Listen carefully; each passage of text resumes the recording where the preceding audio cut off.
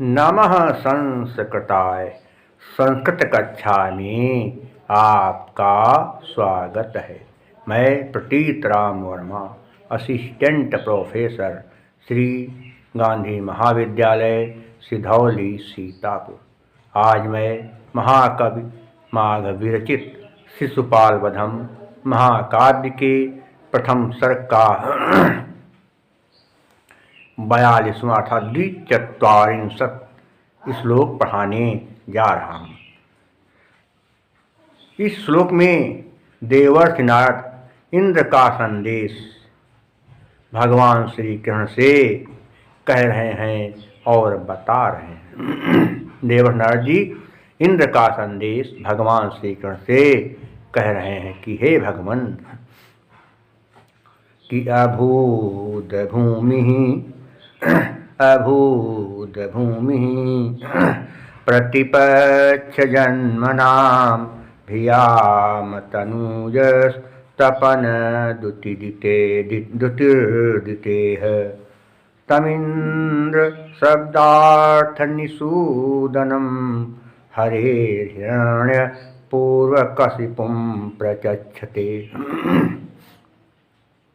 अभूत माने क्या था? अभूत माने क्या था? अभूत माने था। और अभूत धन भूमि, ये नहीं होगा, सही करेंगे जब संत तो क्या होगा? अभूत धन अभूमि ताका दावना किससे? झलाम सो अंत्य से। अभूमि माने आविषय, विषय, आविषय, अर्थात कह सकते हैं मुक्त आविषय। प्रतिपक्ष जन्म नाम, शत्रुओं से उत्पन्न होने वाले। प्रतिपक्ष जन्म नाम ने क्या? शत्रुओं से उत्पन्न होने वाले। भियाम क्या लिखा है? भियाम माने भय का। तनु लिखा है तनुजः, तनुजस, तनुज नहीं तनुजा, धन तपन, विसर्ग नियत सह के नियम से विसर्ग का सा बन गया। तनुजा माने पुत्र। तपन क्या लिखा है?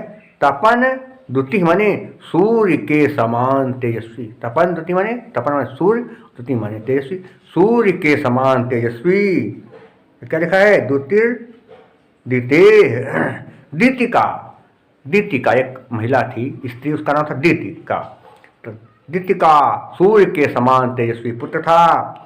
तम माने उसे, इंद्र शब्दार्थ निषूदनम, इंद्र नाम के अर्थ को नष्ट कर दिया।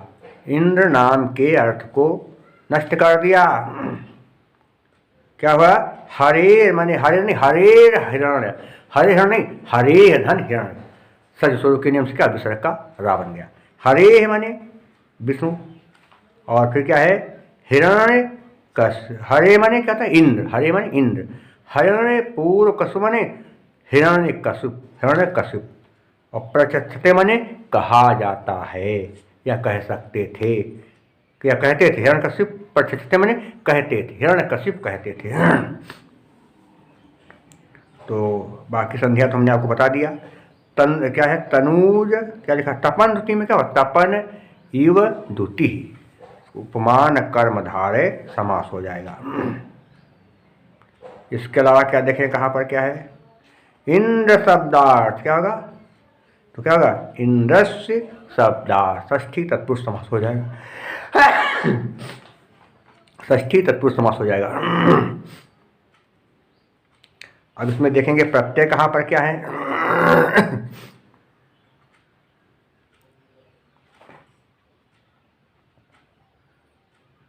कहाँ पर? भिया में क्या होगा? टाप प्रत्यय हो जाएगा। और इसके अलावा क्या लिखा है? कशिपु, कशिप में क्या होगा? कु प्रत्यय हो जाएगा। कौन सा? कशिप में कु प्रत्यय हो जाएगा। अलंकार कौन सा होगा? सारा ध्यान देंगे।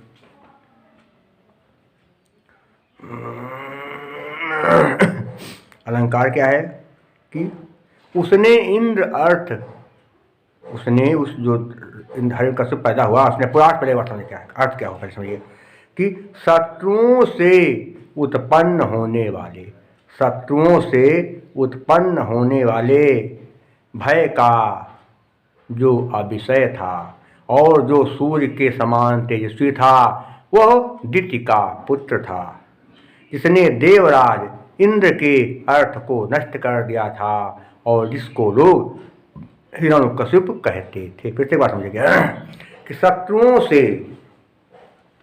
उत्पन्न होने वाले भय का अविषय एवं सूर्य के समान तेजस्वी दिति का एक पुत्र था, जिसने देवराज के इंद्र अर्थ को नष्ट कर दिया था, जिसे लोग हिरण्यकशिपु कहते थे। ये हो गया अर्थ।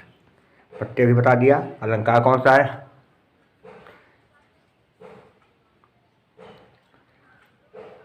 हिरण्यकशिपु ने देवराज इंद्र के अर्थ को नष्ट कर दिया। उसका कारण क्या था कि वो सूर्य के समान तेजस्वी था, इसलिए क्या है कार्य कारण दोनों क्या होगा काव्यलिंग अलंकार। हेतोर्वाक्य पदार्थत्वे काव्यलिंगम निगद्यते। और छंद कौन? वही जतौ तो वंशस्थ मुदीरितम जरो छंद है और प्रसाद गुण पांचाली रीत है। समस्त पंचस पदो बंध पांचाली कामता। और भारतीय व्रत शेष मैं आपको अगले अंक में पढ़ाऊंगा। तब तक के लिए नमः संस्कृताय।